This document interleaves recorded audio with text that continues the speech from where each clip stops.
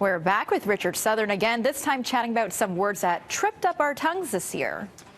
I'm scared about this because, you know, in our business, this is what we don't want to get onto, right? It's our worst nightmares. Yeah. So language app Babbel is out with, their most mispronounced words of the year. Number one is, say it with me, Chernobyl. That's not so bad, right? Yeah. That's, of course, you know, the HBO show and the site of the nuclear disaster in '86. The next one, this is the man who was the first this year to run a marathon in under 2 hours.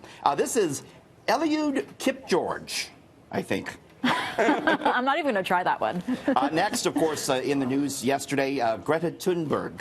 I think we nailed that, right? Yeah, Greta. Take the next one. A very famous actor in a big movie this year, Joaquin Phoenix.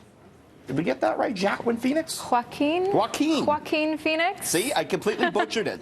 And rounding out the list, Notre Dame, the big cathedral that suffered a fire in Paris this year. So you don't want it. We say it in our business when you hit something cold, when you see it on the script before you've had a chance to practice it. I wouldn't want to hit any of those cold. No, not that the second one there. That one looks a little scary. I know some people, at least with me, my last name seems to trip people up a lot. Nicavoli. We got it. Yeah, it's easy, right?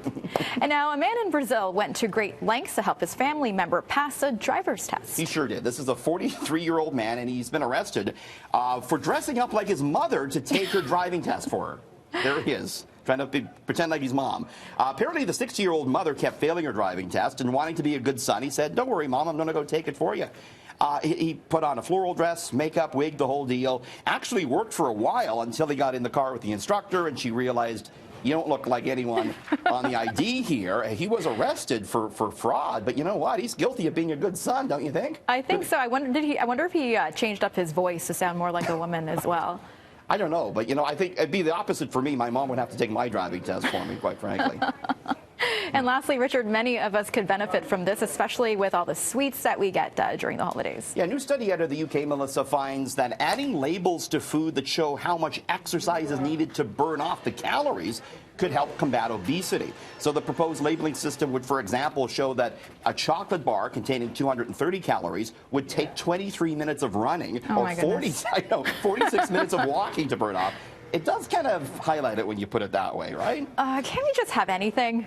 Can we have nice holidays. things? A can of pop takes 26 minutes of walking or 13 minutes of running to burn off. You know, experts say it's a good way of putting it in context. However, advocates say that this could be an issue for people with eating disorders. So there's kind of two schools of thought on this one. True. Well, I'm still going to eat my cake. Absolutely. You know, when they put the calorie counts in Ontario on menus, it's something you do kind of take notice of, I think. Oh, for sure. Yeah, definitely something to keep in mind when you are about to have a meal. Yeah, for sure. We still order it. We just look at it, and then we still order it. Exactly. Well, thank you so much, Richard. Have a good weekend. You too.